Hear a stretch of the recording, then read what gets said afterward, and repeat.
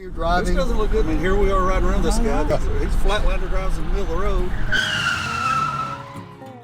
Come on, we're switching places. Well, this is just rude.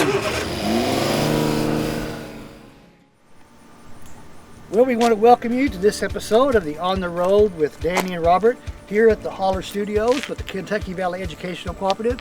So I'm here again, of course, with my good friend and co-pilot Danny. You saw our last episode. It was pretty great having him as a co-pilot. He had to get us from outer space. But today is a special day. We have a very great guest with us. It's our director, Jeff Hawkins. And we have lots of conversations. Now, because he's our director, Danny, you'll have to be on your best behavior. I always am, Robert. No, I don't want him to see the real you, because you work here. So, but anyway, we're going to be driving around out through the countryside, looking at access issues. We're going to be talking about access, opportunity, and equity as we're having our conversation, looking at the side roads and the hollers of our KVEC region. So with that, we're going to jump in the truck and take off. And I've agreed to let Robert drive again, because he's still in training, What can I say? Well, I do appreciate you letting me drive, but I tell you what. Even though you hit a cow the last time. I'm going to offer it. If you want to drive today, Danny, I'll let you drive. No, I'm going to let you drive because I kind of know where we're going. And Yeah. I'm going to let you drive. Well, I appreciate that. So you trust me now? Oh, sure. Okay, that's great. All the way. Okay, great. So let's just get in. So, Well, brilliant. oh, you dropped your. That's going to make a mess. Oh, that's going to be a horrible mess on you. Hold on. All right, so we're in the truck. Let me get my seatbelt on, Robert. All right, let me get that radio off so you can hear us. Tell me when you're suited up back there. I'm suited up just fine. Suited up, okay. And here we go. Let's back out of here.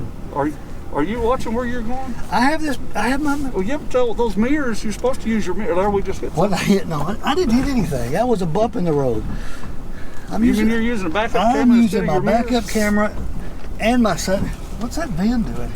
Danny, you got me frustrated. Here. Don't drive angry. Don't drive frustrated. I'm not driving angry. I'm not frustrated. I'm good. Danny doesn't bother me much. All right, so we're heading on the road. So the first place we're going to do is we're going to head towards the holler. We keep talking about the holler.org. Did you just open that pop bottle you dropped out there? I just spilled a little bit. It's okay. Here, you're going to need that. Oh, no. I'll tell you what. I knew I should have drove. Oh, no, I offered to let you drive, and you wouldn't have it, so no, I'm driving now. So anyway. There you go. So we've been talking about the haulers, driving around on the haulers, and so because of access, and oftentimes we talk about the distance between things, we're going to take you on a ride for the hauler, and as we're doing that, we're going to be talking about this with Dr. Hawkins about some of the work and a brainstorm he's had working with the Department of Education on creating a design lab. Are you sure your speedometer's right? My speedometer. Every time I get in the vehicle, it feels like we're flying. I don't know what it is. Danny, I'm talking. You're being rude. All right, go ahead. All right. So I'm going 30 miles an hour, so I'm good. Okay. All right. Now, where was I, Danny? I forgot. Okay. You're not even Dr. listening. Hawkins and what his initiative Okay. was. So, anyways, working with the Kentucky Department of Education, we're designing a design lab that provides digital resources for educators and students where they can have professional learning. They can upload information, videos, work samples that helps to improve the digital learning environment for our students. And this is all part of a Digital Atcha initiative that we have that deals with intellectual needs, but also the social needs of our students. And if you've seen some of the Digital Atcha podcast, you'll know more about what we're talking about. If you haven't seen them, you can go to holler.org and just search in Digital Atcha podcast, and you will find those. So we want to welcome Dr. Hawkins. So Dr. Hawkins, thank you for being here.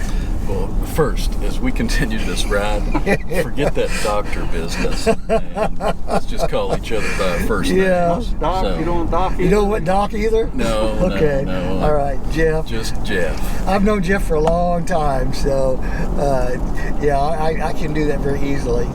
All I can say is you're a brave soul, Jeff, because as we go along here, the edge is going to get right over in your lap right here before it's over. Well, So what is it? I got a handle right. You got a handle right. You got a handle. And from past experience, that passenger brake works pretty good, unless it's worn out from him. So as we go down this road, and we're talking about digital latch up, one of the initiatives that you're working on at KVEC is the design lab. Can you kind of give us a brief explanation of what that's intended to do? Yeah, I'll try to. And I think a couple things are pretty important. First, it's work that all of us at KVEC do, and none of us do anything individually, and we really need to communicate that and share that, because this is work that we do, and we do it together, because nobody could do it individually. But with the design lab, that concept really began for us at KVEC a couple of years ago or more, and we began having conversations pre-COVID about the need to democratize professional learning for teachers, and that was really an offshoot of how we could provide opportunity and access to more rigorous learning for our students. So part of the work that we did initially was aimed at trying to figure out how we could make opportunities for advanced learning available 24/7, no matter where someone was, and no matter if they had happened to be invited to a training or not. We wanted to digitize professional learning, and really began doing that about a year and a half ago in earnest. We had done it kind of scattershot up to that point.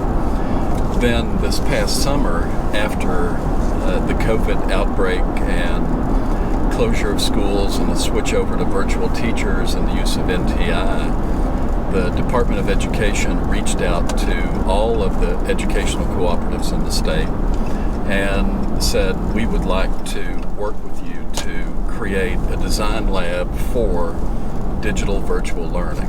And of course, we are always interested in partnering with the department.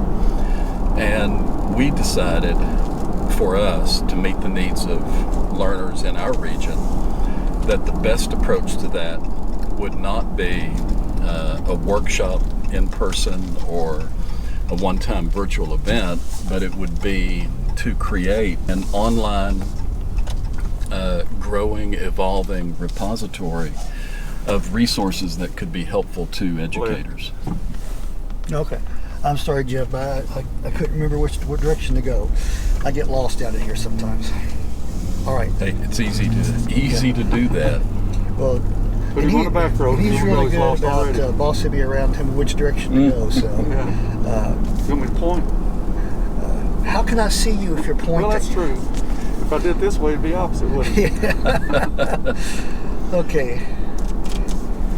Yeah, here we go. I've heard that they have really good chicken right there. Oh my gosh, they have the best chicken there. They really do. I had that for lunch today as well. That's been remodeled. Yeah, it has. I don't remember it quite looking that way. So working with the department in digitized learning and working with the design lab. So what are the components of this design lab look like? What are educators going to find if they go there? So there are really 4 big rocks that are contained in this online repository that mirror what the department felt like would be important information for folks to have. And in no particular order, the first one of those is how to work with an LMS, a learning management system, so that educators, no matter where they are, can figure out how that learning management system can best fit the needs of learners, how they can minimize the time that they expend on it so they have more time for teaching, and that sort of thing. The next is about access at home, how learners can gain internet access, how they can have the correct device. And a part of that is about advocacy, because in our area, and we're not even very far off of a main road here, but when we get into this area right now, there are probably some challenges associated with being able to get on the internet. Robert, I can take this lid off. What's that hissing noise? It's this pop that We could probably figure out the science behind it, but it's a dropped Dr. Pepper. Yeah. It's getting ready to spew. Yeah. He's afraid I'm going to spill it in his truck. Well, I don't know why you didn't open it up while you were outside anyway. I never thought about it. So, Jeff, talking about the LMS. You remember these, Robert? Now, just, be careful here. This is a kiss your rear end This curve is a right here. switchback. Yeah, it is. Yeah. So, we're getting ready to go further deep off the road, but you're mentioning we're not far off the road, but and the access piece. So, how is this design lab going to help with that access? Well, what we want to do is to have practitioners from the region, and we go from the parts of Kentucky that border West Virginia, Ohio, Tennessee, and Virginia, out to where the hills start turning to flat land. So in this particular region, all of our schools, I have to make sure and say that because it's important that we all know, all of our schools are wired. They have robust access, and we have led the country basically in Kentucky for years on that. But in our communities, in our homes, not all of our homes have access to a robust internet, or they may not be able to afford the internet because rural areas, internet access is about 2 to 3 times as expensive as it is in more populated, densely populated areas. Sometimes folks think that they can create a hotspot with a cell phone, but we have areas within this region that are not that a cell phone you can't pick up. They won't carry. They may carry 3G, but that is incredibly slow. Very slow. So how do we do that? What we're asking practitioners to do is share with us on that site creative solutions that they have figured out on how to do that. Is it possible to create hotspots within a community at a fire department or a church or a library where kids could come that they don't have to drive 30 miles into town and be able to upload or download their assignments? How can we, if that fails, preload a device with lessons for a week and then have that child be able to bring that back? So, I've noticed that the road's getting smaller and smaller as we're getting deeper and deeper. And I feel like the hills are starting to get closer to the truck here. And you mentioned the hot spots in churches, libraries. So, if in some of these areas, how far do you think folks would have to travel even to get to a hot spot? Miles and miles. I think that's one of the things, unless folks have been here, unless they've gotten off of the 4-lane roads, they're not really aware about where most of the folks live.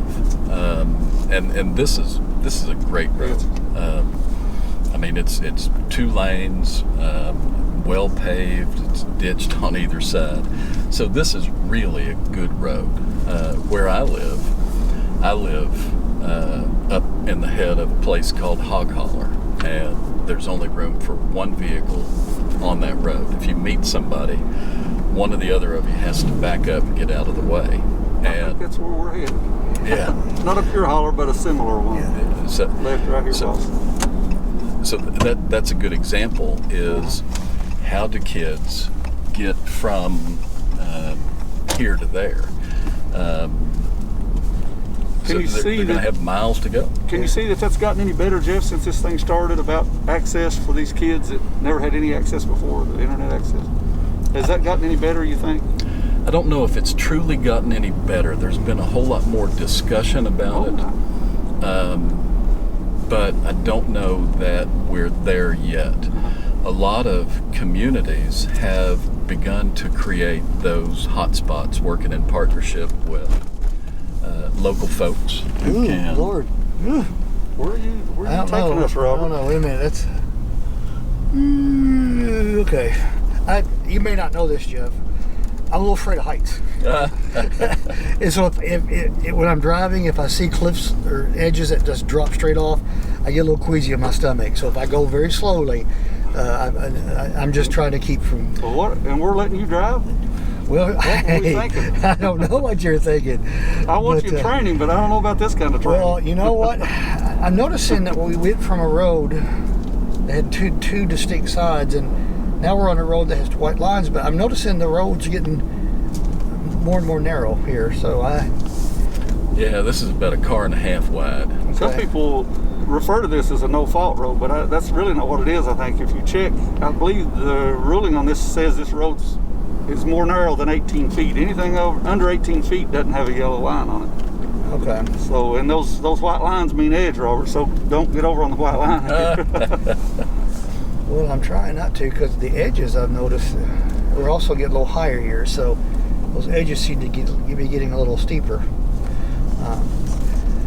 So we have the LMS system. So that was one of the buckets. So what other buckets are within that system? Then access at home, which we were just talking about, right. And advocacy for broadband access to equalize the playing field. The third big bucket is about supports and how do we create the learning capacity within our staff members on how to teach effectively in a virtual environment. And that's a significant piece of work because this is coming new to all of us. And so the supports are about training, about being able to create a structure to provide learning for the staff members and other folks, parents, guardians, on how to use technology to the greatest advantage to teach kids. And the fourth big bucket is about experiences, strategies, and techniques that folks can employ to actually do that. And all of the work that we're doing, we are really working to be able to have local folks, our practitioner experts, teachers, leaders, etc., within schools post their solutions, because those are things that we know really work, and they work here. And we have some of the best teachers in the United States in this area. Absolutely. So that's what we're looking to do, is to help them understand that they are really good at what they do, and they need to share those things that are working with everyone else. You know, speaking about that, talk about the fire summits in relation to what you just said, and watching the innovation that's occurring, that the teachers are involved, that the students are involved, and looking at the level of work and the level of expertise that's occurring at our schools. It's amazing that how much teachers are invested in what's happening in the schools through these innovation. So I see this design lab as a great opportunity to share the resources on how they're able to get their students at high levels of learning. Yeah, we started the Fire Summit 6 or 7 years ago. I kind of lose track of time, but FIRE is an acronym for us for Forging Innovation in Rural Education. So how do we acknowledge the fact that innovation happens every day? Innovation often happens out of necessity, and it's something that you do because you have to. And in order to do that, we were able to provide a modest competitive grant to teachers across the whole region, and teachers apply for those small grants. They get them in order to do something in their classroom that will enhance and expand the learning opportunities for kids. Now, many of them over the years, and I think we've probably done 800 of those or more up to this point, have focused on technology. Sometimes that technology was in the classroom, but sometimes it was also a 24/7 access for kids to be learners where they were. So we're trying to transport some of that learning into the new portal that we've created for professional learning. And that trigger of that work already having taken place across the region has made the conversation completely different within the region. It's really shifted the conversation from what we cannot do to what we can do with what we have. And we try to operate from a position of abundance versus scarcity. Someone else who may be on this drive might look around and say, well, man, what a problem this is. The roads are narrow, there's limited access, et cetera, et cetera. What Well, I we was getting choose ready to to do, say about scarcity. I'm finding me driving on some scarcity of road here. You see why I let you drive? Yeah, that's what it is. It had nothing to do with you training me. You didn't want to put your vehicle on this I'm road. actually liking being in the middle instead of over on that edge over there too. Gee. and I do remember when we went to Harlan a couple of years ago, Robert, going across that mountain where the rock hangs out over top of the road. That was, now I know why you were a little bit subdued during that drive over the mountain. Yeah, I mean, because I didn't realize you were afraid of heights. Yeah, because I couldn't help but think about getting so close at any time we were just going to take a tumble. See, I have this theory. If you can drive on these roads, you can drive anywhere in the world, see? So what better place to train you, Robert? Well, you know, again, Danny, I'm appreciating your training. As long as you get us back okay, all right?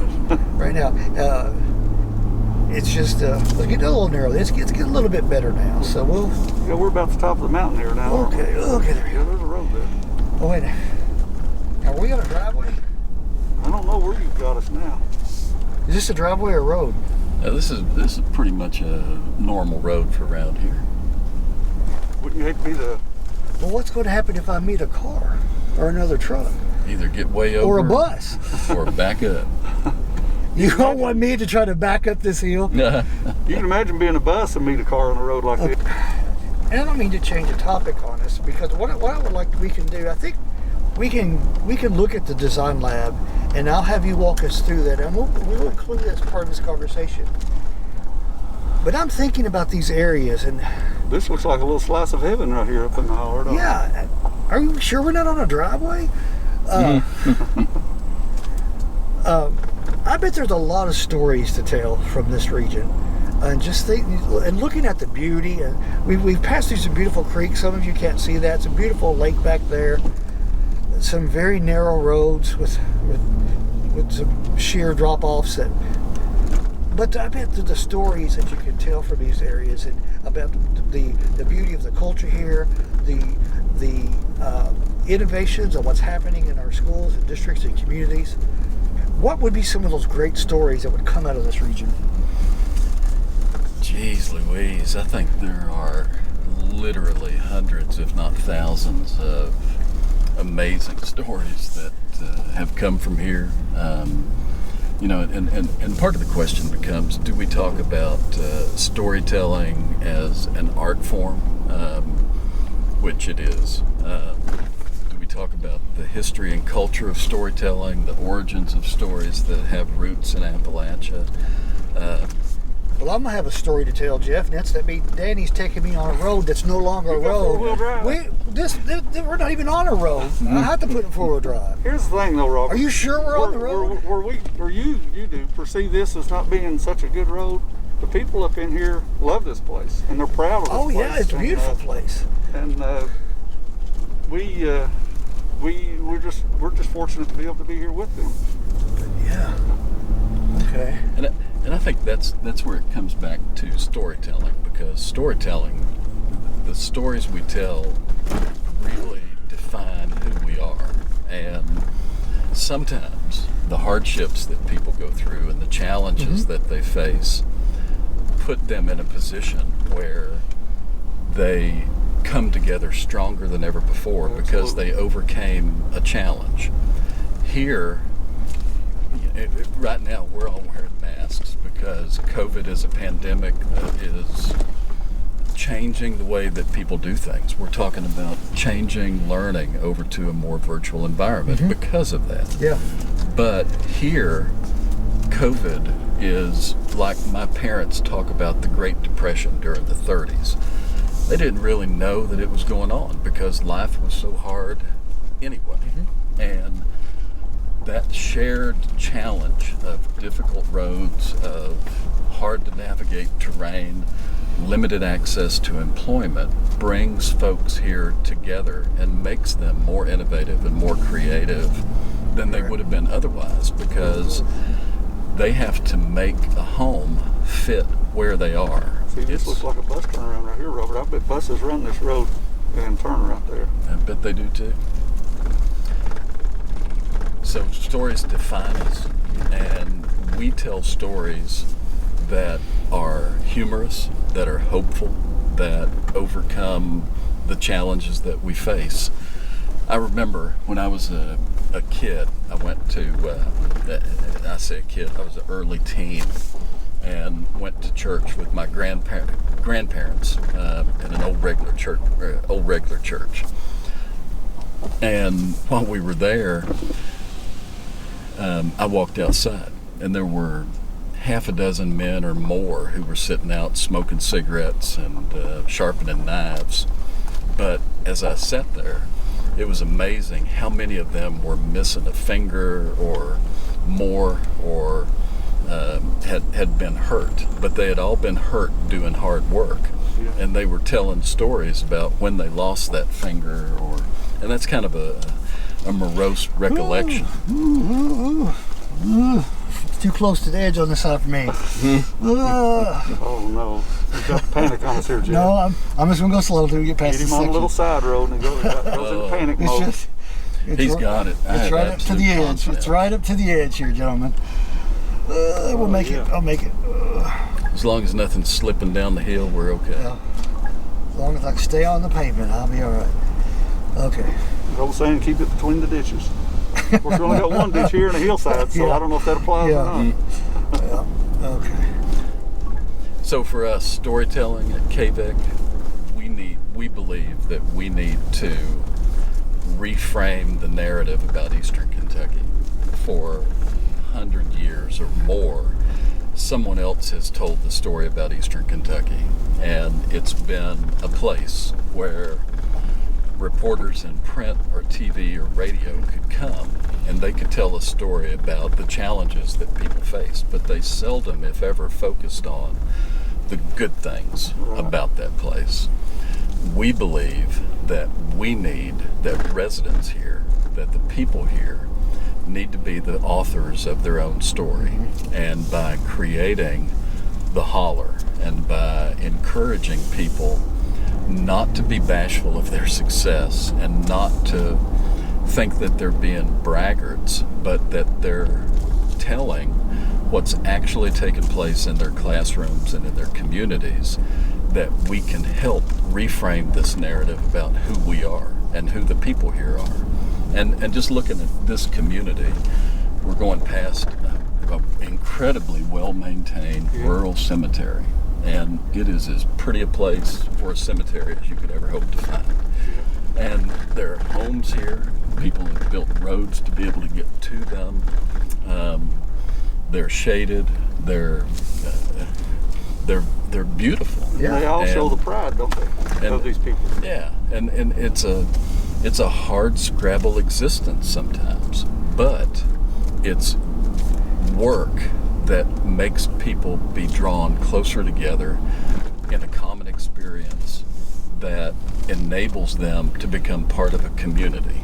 And one of the reasons that people choose to stay here through the challenges is because of that draw, that compelling need to be part of a place, because that place is strongly connected to their family and to their friends and to the bigger family, which is the community that they share.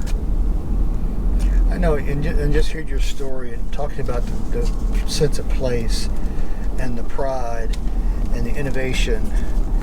I mean, that's what draws me here, because you hear those stories, but okay, here we go. He's not looking. I'm going to try him out now. Okay, how am I going to do this? He can back up. Okay. Oh, he's got to back. All right. Oh, no.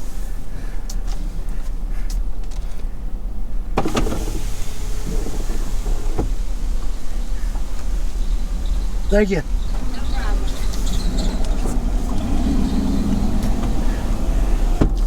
So that's what draws me here. So, but that's a prime example of, the road access. And I was worried about what's going to happen when we meet someone. Well, we just found out. You did pretty good there, Robert. I mean, he probably didn't know you were a Flatlander, did he? You did that well. And I appreciate you not yelling out the window, "He's a Flatlander." Hey, I'm just hoping you get us out of here. There's One another piece. vehicle. Let's see. He's backing up too. What do I need to do? He's waiting. Keep on going and slide right in front of him.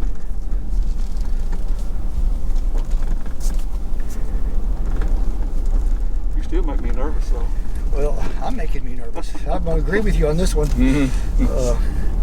Now, Jeff, I really appreciate you being here with us and sharing about the Design Live, touching on the Forging Innovation Rural Education, the Fire Summit, as I had introduced it, talking about the storytelling. But there's a line that I've heard you say often that pertains to getting the positive message out, that there's a difference between being a storyteller and being a liar. Can you talk to that? Yeah, well, it's nothing that I invented. A guy I used to work with a long time ago,